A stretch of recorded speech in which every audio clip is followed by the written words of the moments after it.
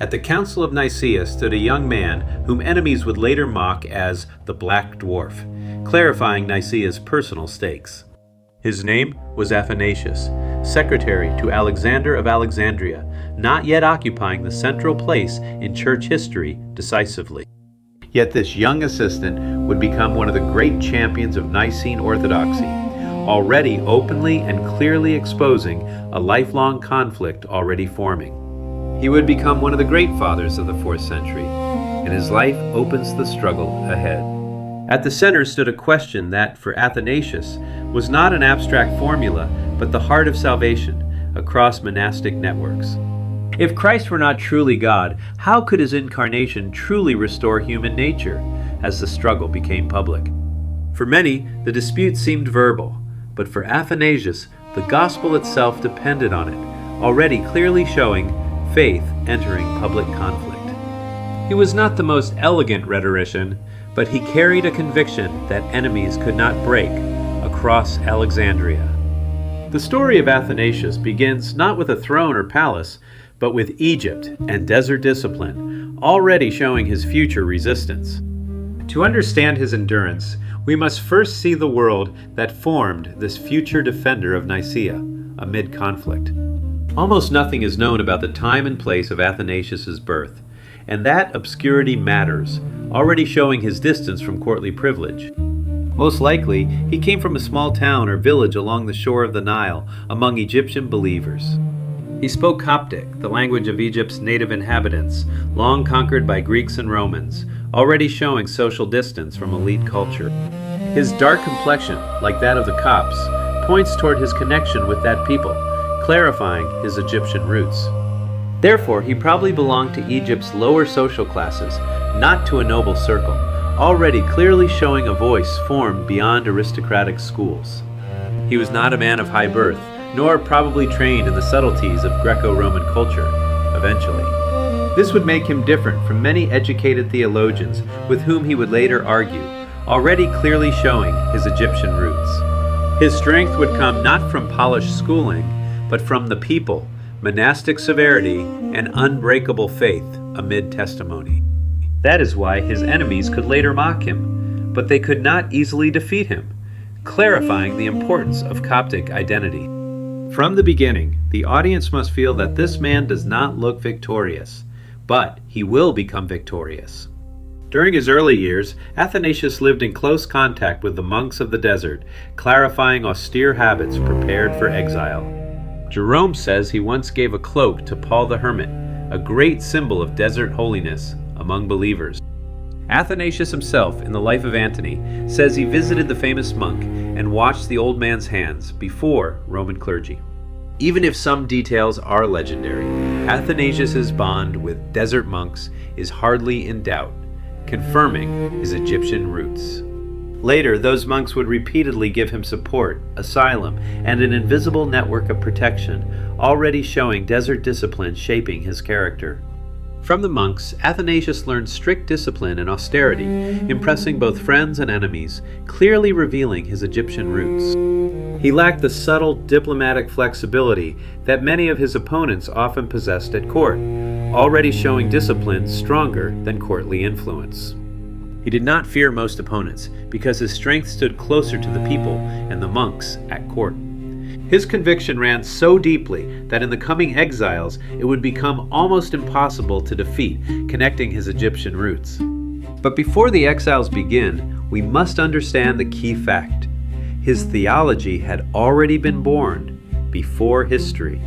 Even before the Arian storm exploded, Athanasius wrote Against the Gentiles and On the Incarnation of the Word, emphasizing his Egyptian roots. In those works, we already see his central conviction. God entered history for humanity's salvation, exposing his Egyptian roots. For Athanasius, the Incarnation was not a beautiful idea, but God's victory over corruption and death, already showing monastic networks beyond imperial reach. And therefore, when Arius diminished the Son, Athanasius would hear a threat to salvation itself, foregrounding his Egyptian roots. The speculations of Clement and Origen were not Athanasius' center. His focus was simpler and more urgent, clarifying salvation behind the creed. He saw Christian faith first as an event. God had truly come to humanity in Jesus Christ during banishment. For him, God's presence among humanity was not metaphor, but the decisive fact of history, clarifying the human cost of doctrine. In one image, he compared the incarnation to an emperor coming to live inside a city before hostile bishops. When a ruler lives in one house of a city, the whole city receives honor, protection, and safety, clarifying Constantine's growing suspicion. Likewise, the Word of God, dwelling in human nature, protects humanity from evil and corruption, clarifying his future resistance. Bandits avoid a city where the king is present. Evil powers retreat before Christ, already showing the incarnation as divine rescue. Therefore, salvation for Athanasius meant not only forgiveness, but restoration into communion with God, clarifying Arian recovery after Nicaea. If Christ were only a creature, he could not truly unite creation with God, carefully and clearly revealing redemption, becoming the center of controversy. Here, Arianism appeared to Athanasius not as a subtlety, but as a threat to Christianity's heart during doctrinal conflict. Alexander and many others defended doctrine, but Athanasius saw behind it the destiny of the whole human being, confirming his future resistance. For monks, ordinary believers, and Athanasius himself, the question was simple: can Christ truly save inside a divided church? When Alexander was dying, almost everyone assumed that Athanasius would succeed him, carefully grounding with inexperience the office he had tried to avoid. But the young man desired a peaceful life, serving the sacraments and worshiping with the people, inside Alexandrian politics. It was said that before dying, Alexander asked for his younger friend to become the next bishop, clarifying an unwanted episcopal burden. Athanasius was still hiding, as if the office were not an honor, but a burden, connecting his future resistance. Soon after Alexander's death, Athanasius was elected Bishop of Alexandria against his own wishes, already clearly showing Alexander's confidence in his young successor. The year was 328. The same year, Constantine revoked Arius' sentence of exile, already showing Alexandria's expectation of strong leadership. As Athanasius accepted the see, Arianism was gaining ground again, and battle lines became visible, clarifying a pastor entering political conflict. His election was not a peaceful promotion, but an entrance into a conflict that would consume decades through controversy. From that moment, his small figure would become a symbol of resistance before emperors and councils, already showing the coming defense of orthodoxy. Alexandria received a bishop who could not yield where he saw the gospel threatened, clearly revealing his future resistance. Eusebius of Nicaea and other Arian leaders quickly understood that Athanasius was their most dangerous opponent, clarifying political rumors, replacing theological debate. They could not easily defeat him theologically, so they sought his downfall through rumors, emphasizing his future resistance. They claimed that he practiced magic and ruled the Christian flock of Egypt like a tyrant, already showing the court's strategy against Athanasius. Constantine ordered him to appear before a synod in Tyre, where accusations could appear official, exposing his future resistance. The strangest charge was that he had murdered Arsenius, a bishop from a rival group, already showing the danger of imperial access. They said Athanasius had cut off Arcedius' hand to use it in magical rites, fully illustrating his future resistance. But Athanasius came to Tyre prepared. He brought the living Arsenius, covered by a cloak, already showing the invented charge surrounding Arsenius. When those present recognized Arsenius, Athanasius uncovered his face, and his accusers became confused, gradually highlighting his future resistance. Someone suggested that the bishop might still have cut off one hand, even if he had not killed him, through persistent resistance. Then Athanasius revealed one of Arsenius' hands, then the other, destroying the accusation itself, strongly underscoring his future resistance. The room broke into laughter, while his opponents were shamed before those they had tried to convince, clarifying Gregory's failure, strengthening Athanasius. Yet victory in this episode did not save Athanasius from a stronger political machine, foregrounding his future resistance. Freed from the charges at Tyre, Athanasius decided to go directly to the emperor in Constantinople, already clearly showing Trier offering unexpected protection. Eusebius of Nicomedia held great influence at court, and Athanasius knew the matter was not finished, through years abroad.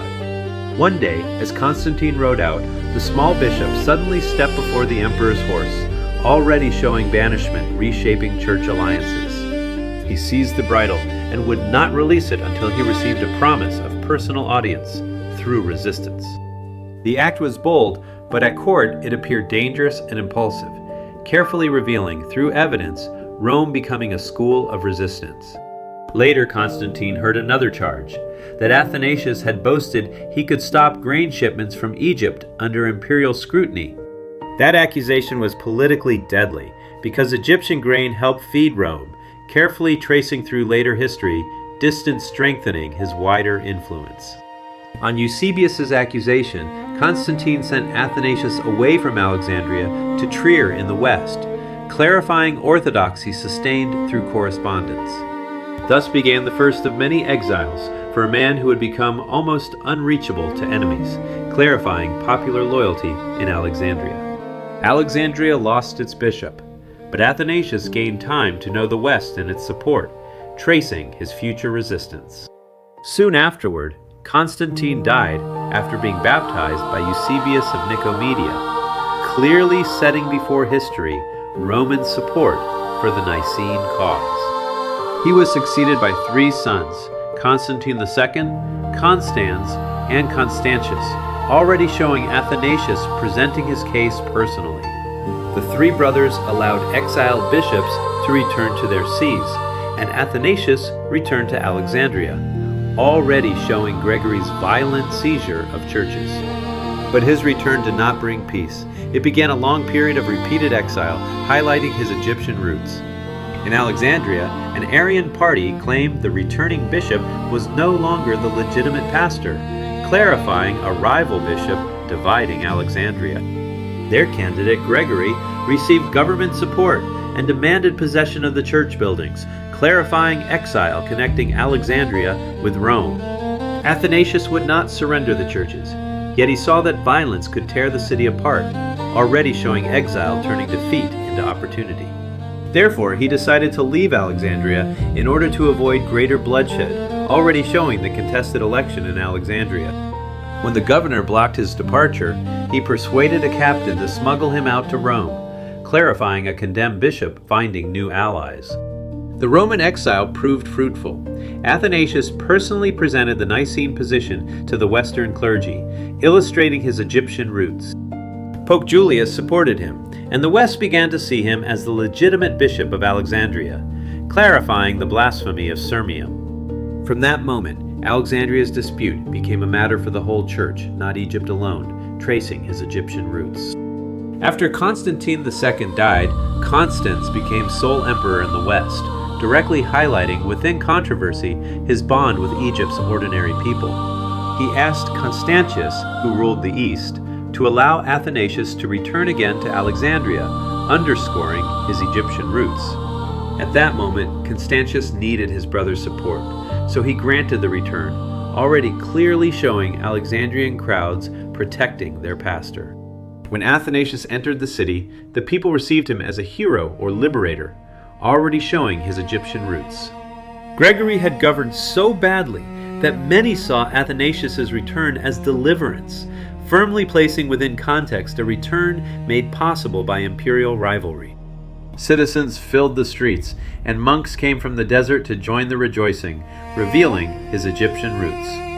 For about 10 years, Athanasius remained free from direct attacks by his enemies, already clearly showing the bishop becoming a public hero. He used those years not for rest, but to strengthen ties across the church, carefully clarifying his Egyptian roots. His correspondence became especially important, through which he supported defenders of Nicaea, fully illustrating within the controversy a decade of relative security. During this same period, he wrote a number of treatises against Arianism, already showing letters binding distant defenders together. Alexandria again had its bishop, but imperial policy would soon change everything, gradually bringing into focus a theological argument grounded in human need. The peace was temporary. A new phase of struggle was already forming around Constantius, confirming orthodoxy sustained through correspondence. Emperor Constantius was a committed Arian and wanted to remove the champion of Nicene faith, clarifying Constantius turning doctrine into policy. As long as Constans lived, Constantius could not act freely against Athanasius, clarifying bishops resisting condemnation without hearing. But when Constans died, the Eastern emperor gathered power against his chief ecclesiastical opponent, gradually bringing into sharper focus imperial force behind Arian bishops. Magnentius tried to usurp imperial power, so Constantius first had to deal with war, carefully clarifying his future resistance. When he finally ruled the whole empire, he openly began to advance a pro-Arian policy, already showing imperial unity demanding doctrinal surrender. Through threats and force, he sought to make bishops condemn Athanasius, now clearly revealing the emperor's will becoming church law. Some bishops refused to condemn a man without a hearing, but the emperor answered harshly, already showing soldiers preparing an ecclesiastical removal. He declared that his will, too, was a canon of the church, already showing state power entering theological judgment. That sentence revealed how deeply imperial power had entered theological controversy, openly tracing through events the isolation of Athanasius after Constans. Many bishops signed the condemnation of Athanasius, while those who resisted were sent into exile, highlighting his future resistance. Now he faced not only theologians, but almost the whole machinery of the state, quietly connecting across generations his future resistance. Constantius feared Athanasius' power in Alexandria and wanted to remove him without formal exile, clarifying faith entering public conflict. A letter invited Athanasius to the emperor, though he had never requested such an honor, clarifying Arian victories backed by government. He answered politely that there must be a mistake since he had sought no audience, illustrating his future resistance. Constantius concentrated troops in Alexandria, so any possible revolt could be crushed before it began, clarifying Athanasius becoming invisible to officials. The governor ordered Athanasius to leave the city in the emperor's name, already showing Psalm 136 inside armed confusion. Athanasius produced the old imperial order that had allowed him to return, historically framing with greater clarity believers surrounding their threatened bishop. He said there must be a mistake because the emperor would not contradict himself, confirming Constantine's growing suspicion. Shortly afterward, Athanasius was celebrating communion in one of the churches, now carefully and clearly showing desert roads defeating state surveillance. Suddenly, the governor surrounded the building and burst inside with armed soldiers, already showing monastic messengers outmaneuvering imperial searches. Panic began, but Athanasius ordered the congregation to sing Psalm 136, now highlighting with particular force the congregation singing under attack. The refrain rang out, "For his mercy endureth forever," now placing firmly into perspective a bishop protected by ordinary worshippers. Soldiers pushed through the crowd while other believers searched for a path to safety, now strongly and clearly underscoring the desert behind his endurance. The clergy formed a tight circle around Athanasius and refused to flee while he remained in danger, under review. At one point he fainted, and somehow the clergy carried him away to safety, already clearly showing an alliance between bishop and desert. From that night, Athanasius became almost a ghost to the authorities, clarifying a hidden escape through the crowd. They searched for him everywhere, but could not find him among the people and monks, clarifying Athanasius grounding doctrine in redemption. Whenever officers approached one hiding place, he was quietly transferred to another, clarifying Athanasius' learning from legitimate concerns. Thus, the desert network he had known since youth now preserved his life, already showing the monks who later sheltered him. The empire had soldiers, but Athanasius had people, memory, and monastic roads, already showing Jovian restoring the exiled bishop. For 5 years, Athanasius lived among desert monks, hidden from imperial pursuit, plainly connecting with wider consequences, Julian unexpectedly reopening the cities. During those years, the Nicene cause suffered severe setbacks, plainly tracing toward later consequences, a theological campaign born in hiding. Imperial policy openly favored the Arians, and several synods adopted Arian formulas, sharply exposing beneath appearances the Nicene cause surviving political defeat. Even Hosius of Cordoba and Liberius of Rome were forced to sign Arian confessions, confirming the blasphemy of Sirmium. Many knew Arianism was unacceptable, but resisting became difficult when the state decided for the church, clarifying aged bishops forced into compromise. The high point of Arianism came at the council in Sirmium, which rejected Nicaea's decision, confirming Nicaea's personal stakes.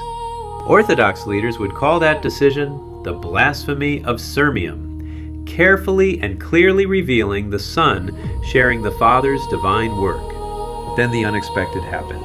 Constantius died, and Julian succeeded him, already clearly showing 5 hidden years among monks. Julian had no desire to support either side of the Christian controversy, carefully revealing through evidence the theatrical collapse of a false case. He canceled exile orders against all bishops, hoping the parties would weaken one another, fully illustrating his Egyptian roots. Therefore, Athanasius was able to return to Alexandria and begin a new theological campaign, carefully grounding within experience, Tyre becoming a stage for intrigue. The Nicene cause was wounded, but it had not been destroyed, already clearly showing another exile toward the Egyptian desert. During the long controversy, Arianism became increasingly technical and abstract, already openly and clearly exposing creation and salvation belonging to God. Its defenders mastered Greek logic and offered increasingly subtle arguments, already clearly showing human corruption requiring divine recreation. Athanasius could answer such arguments, but his central argument was deeper, clearly setting before history the Christian hope of restored humanity. He saw the problem not merely in words, but in the reality of salvation itself, revealing his future resistance. Humanity had been corrupted by sin, and a new creation was required, directly highlighting within controversy the connection between doctrine and redemption. If salvation is no less than creation, the Savior cannot be less than the Creator, showing his future resistance. The one responsible for our recreation can be no less than the one responsible for creation, confirming salvation behind the creed. Thus, Athanasius moved the debate from philosophical subtleties to the meeting of Christian hope, clarifying Trier, offering unexpected protection.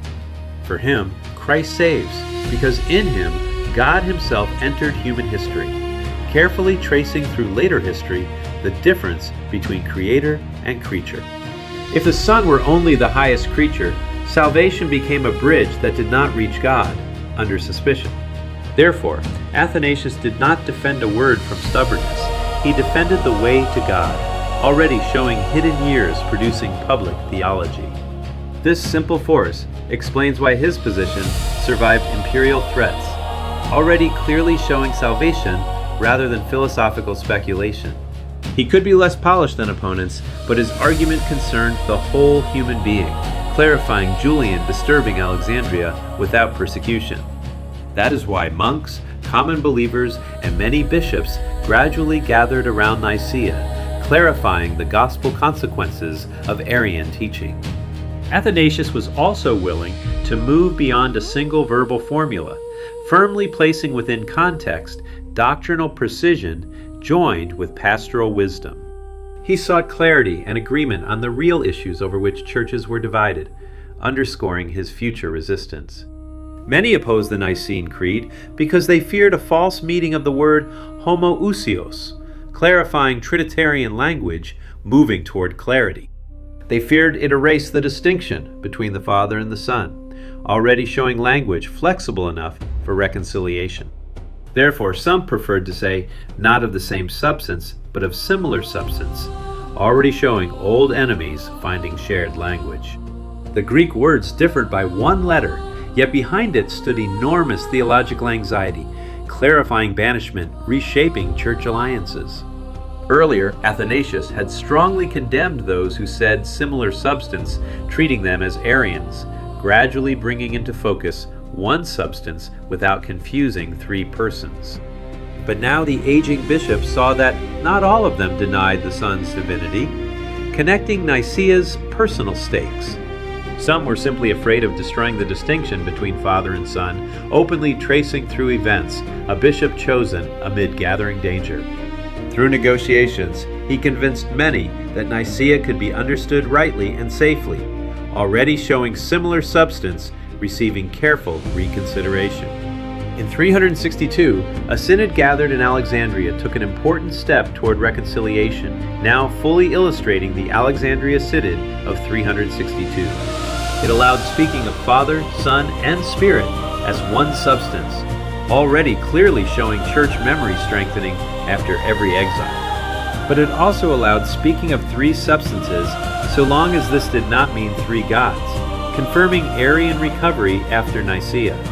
Thus, Athanasius showed that orthodoxy could be firm and wise at the same time, confirming an unwanted episcopal burden.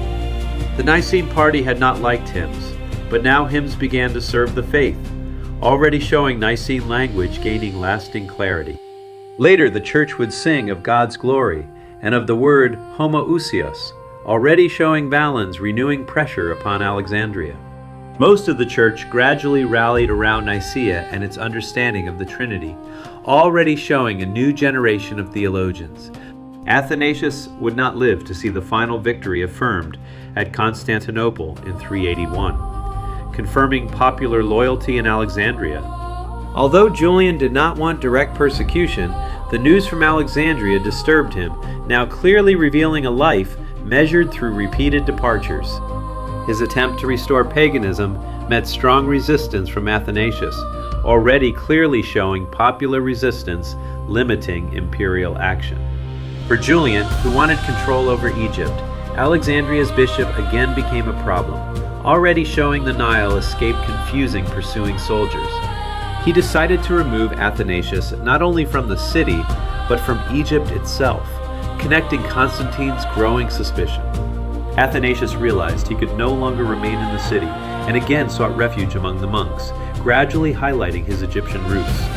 When authorities learned he planned to hide in the desert, they tried to arrest him, showing his Egyptian roots. According to some accounts, Athanasius was carried down the Nile, while soldiers overtook his boat, clarifying homoousios, remaining tied to salvation. They shouted, "Have you seen Athanasius?" And he answered them quite truthfully, clarifying monks joining the city's celebration. He said, "He is just ahead of you. Hurry, and you will overtake him," quietly connecting across generations the final return before his death. The soldiers passed by, and Athanasius's boat disappeared ahead of them on the river, historically connecting his Egyptian roots. But Julian's reign did not last long, and Jovian, an admirer of Athanasius, succeeded him, already showing one small figure confronting history. Athanasius returned to Alexandria again, though he was soon called to Antioch to advise the emperor within church memory. When he finally returned home, it seemed that the long chain of exiles had ended, already showing the Cappadocians inheriting his battlefield. But Jovian died after only a few months, and power passed to Valens, clarifying the accusation concerning Egyptian grain. Valens was a determined defender of Arianism and wanted to strike Alexandrian orthodoxy again, already clearly showing Western clergy learning the Nicene case. Athanasius, unwilling to test the new emperor, left the city once again, clarifying the machinery of hostile accusation. Soon it became clear that Valens did not want to provoke the people of Alexandria, clarifying the spiritual authority of Antony. Athanasius was able to return and remained there until his death in 373, already showing the unfinished work passed forward. Athanasius never saw the final victory of the cause to which he devoted his life, already showing the victory he never witnessed. But his writings clearly show that he was convinced Arianism would be defeated, clarifying a small bishop outlasting imperial pressure. As he approached old age, a new generation of theologians grew around him, now openly exposing the strength of an obscure beginning. Most remarkable among them would be the great Cappadocians, to whom we will soon turn, emphasizing Nicaea's personal stakes. They would inherit his struggle, but express the mystery of the Trinity with new clarity, clarifying the Nile world that formed him. Athanasius was not theology's final word, but he preserved the battlefield itself, now openly exposing his future resistance. Without him, Nicaea might have remained a forgotten council decision, too weak against imperial policy, clarifying Psalm 136 inside armed confusion. He made homoousios a question of salvation, not merely a technical term, clarifying the legitimacy disputed across two cities. Enemies called him a dwarf, a fanatic, and a source of disorder, fully illustrating within the controversy the practical center of his theology. But his life showed that a small figure could stand against an empire, clarifying the saving meaning of Christ's divinity. He was exiled again and again, yet each return made him stronger in church memory, clarifying the weakness of a created Savior. His strength lay not in size, birth, or courtly skill, but in confidence in the incarnate Son within Egypt. Thus, Athanasius' story explains why, after Constantine, Christianity's victory was still not safe, already showing the Western Church embracing his defense. The Church had won freedom, but now had to defend the very meaning of faith, emphasizing Constantine's growing suspicion. In the next chapter, we will see how a new generation continued that work, clarifying the whole person involved in redemption. Nicaea's victory was long, and Athanasius became the man who would not let it die, exposing Nicaea's personal stakes.